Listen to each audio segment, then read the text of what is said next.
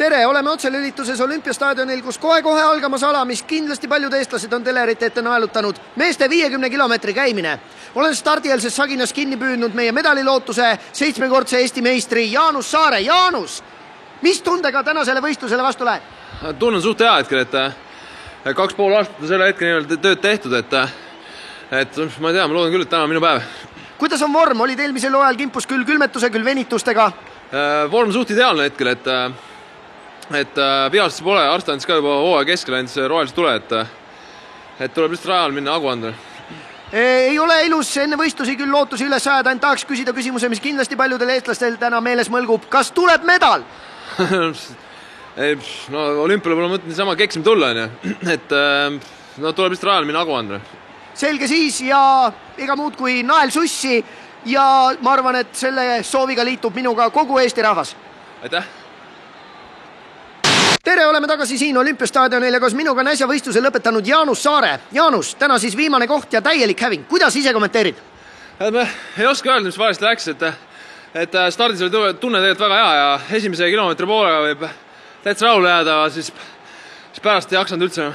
Kui esimeses vahepunktis olid teistest tunni ja veerandiga maas, kas oli selline tunne, et võistlus lõppes juba liiga vara? Ei, eks ma ikka lootsin, et panen üle distantsi kiiremini, aga kuskile 8. killi peal vaatasin, et jooksus sussi oli maha olnud ja see pani päris kõva paugu, aga samas tunne oli hea, minekut oli, mõtlesin panen lõpuni. Lõpp saabus siis 12. kilomeetril, kus siin teiste võistlejate finišeerimise järel lihtsalt rajalt maha võeti. Ja ma ei teagi, mis seal juhtus, et peab kohtunike eest üle küsima, et samas tunne oli küll siuke, et võiks vabalt edasi käia. Täna on telerite ees kindlasti väga palju pettunud spordisõpru. Mida on sul neile öelda?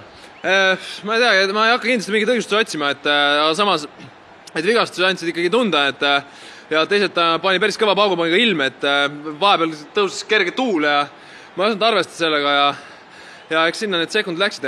Aga kuhu läksid need tunnid?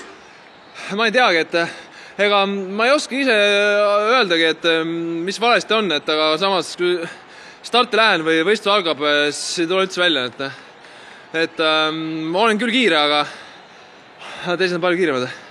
2,5 aastat ettevalmistusi, 500 000 riigi toetust rääkimata sponsorrahadest. Jaanus, kas need võib nüüd tõesti kõik maha kanda? Ei, kindlasti mitte, et siinkohal ma tahangi tänada oma pöidloidjaid ja sponsoreid, ilma kelleta ma ei oleks siin, et ma loodan, et ma ei petnud ootusi ja kohustus jätkub. Nii, et tippspordist sai loobu? Ei, kindlasti mitte, et sain väärt kogemuse ja siit on lihtsalt hea ilusti edasi minna, et loodan Spartakiadil sügisel juba järgmise olümpiapileti lunastada. Edu sulle, Jaanus, ja miks mitte, võib-olla tõesti näeme sind juba 4 aasta pärast ka pjedestaalil.